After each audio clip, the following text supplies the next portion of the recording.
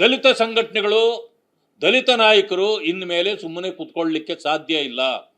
ನಿಮ್ಮ ಕಾಲದಲ್ಲಿ ಏನು ಹಿಂದೆ ಮುಖ್ಯಮಂತ್ರಿಗಳಾಗಿದ್ದ ಸಿದ್ದರಾಮಯ್ಯನವರು SCP TSP 53,000 ಕೋಟಿಯನ್ನ ದಲಿತರ ಹಣವನ್ನು ನುಂಗಿದಾರೋ, ನಿಮಗೆ ಕಾಳಜಿ ಇದ್ರೆ ದಲಿತರ ಮೇಲೆ ಈಗ 53,000 ಕೋಟಿಯನ್ನ ವಾಪಸ್ ಕೊಡಿ.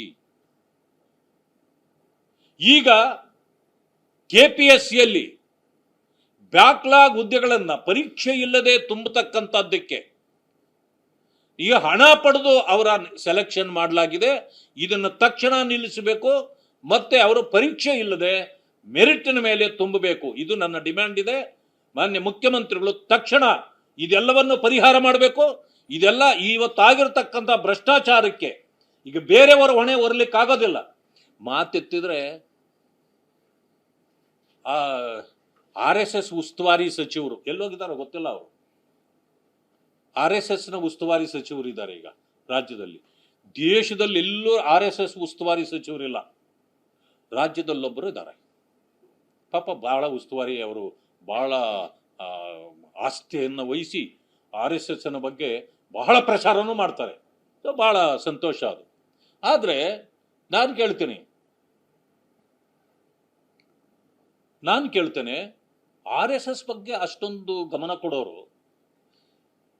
ಈ KPSCಯಲ್ಲಿ 58 ಜನರ ಬಗ್ಗೆ ಯಾಕೆ ನಿಮಗೆ ಆಸಕ್ತಿ ಇಲ್ವಾ?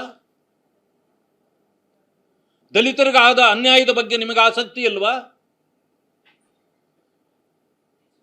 ಮಾನ್ಯ ಉಪಮುಖ್ಯಮಂತ್ರಿಗಳಾಗಿರ್ತಕ್ಕಂಥ ಡಾಕ್ಟರ್ ಪರಮೇಶ್ ಅವರನ್ನು ಕೂಡ ನಾನು ಕೇಳ್ತೇನೆ, ಈ ದಲಿತರ ಸಮಸ್ಯೆ ನಿಮಗೆ ಸಂಬಂಧ ಇಲ್ವಾ?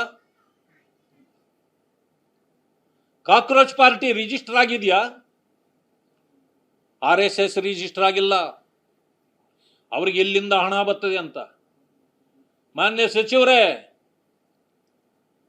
ದೇಶದಲ್ಲಿ ಜಂತರ್ ಮಂತರ್ನಲ್ಲಿ ಬಿರಿಯಾನಿ ತಿಂತಾವ್ರಲ್ಲ, ಅವ್ರಿಗೆ ಎಲ್ಲಿಂದ ಹಣ ಬರುತ್ತೆ ಹೇಳ್ರಿ ಮೊದಲು. ಎಲ್ಲಿಂದ ಪಿಜ್ಜಾ ಬರುತ್ತೆ ಹೇಳಿ ಮೊದಲು. ಯಾವ ದೇಶದಿಂದ ಹಣ ಬರುತ್ತೆ ಹೇಳಿ ಮೊದಲು. ಗೃಹ ಸಚಿವರಲ್ವಾ ತಾವು?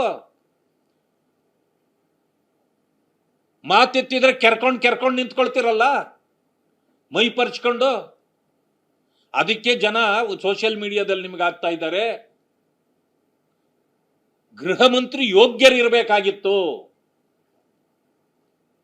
ಯೋಗ್ಯ ಗೃಹ ಸಚಿವರು ಆಗದಿದ್ದಕ್ಕೆ ಅವರು ಸಮಸ್ಯೆಗಳನ್ನ ಬದಿಗಿಟ್ಟು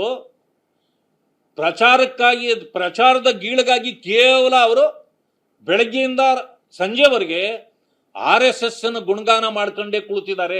ಯಾಕಂದ್ರೆ ಅನುಭವವಿಲ್ಲದ ಕಾರಣ ಹೋಮ್ ಡಿಪಾರ್ಟ್ಮೆಂಟನ್ನ ಇವರು ಹ್ಯಾಂಡಲ್ ಮಾಡೋಕ್ಕೆ ಗೊತ್ತಾಗ್ತಾ ಇಲ್ಲ ಅವರಿಗೆ. ಹೋಗ್ಲಿ, ಒಂದು 15 ದಿವಸ ಎಲ್ಲಾದರೂ ಟ್ರೈನಿಂಗ್ ಆದರೂ ಹೋಗಿ ಬನ್ನಿ, ಆ ಕೆಲಸ ಮಾಡಿ. ಟ್ರೈನಿಂಗು ಇಲ್ಲದೆ ಏನೂ ಇಲ್ಲದೆ ಬಂದಲ್ಲಿ ಕುತ್ಕೊಬಿಟ್ಟು ಕೆಲಸ ಮಾಡೋಕ್ಕಾಗದೆ ಬೇರೆ ಬೇರೆ ವಿಷಯಗಳನ್ನ ತಗೊಳ್ತಿರಲ್ಲ. ಹೋಗ್ಲಿ, ದಲಿತರ ವಿಷಯಗಳು ತಗೊಳ್ಳಿ. ಏನೇನು ಅನಾಹುತಗಳಾಗ್ತಾ ಇದೆ, law and order situation totally ಮುಗ್ದೋಗ್ಬಿಟ್ಟಿದೆಯಲ್ಲ ಕರ್ನಾಟಕದಲ್ಲಿ.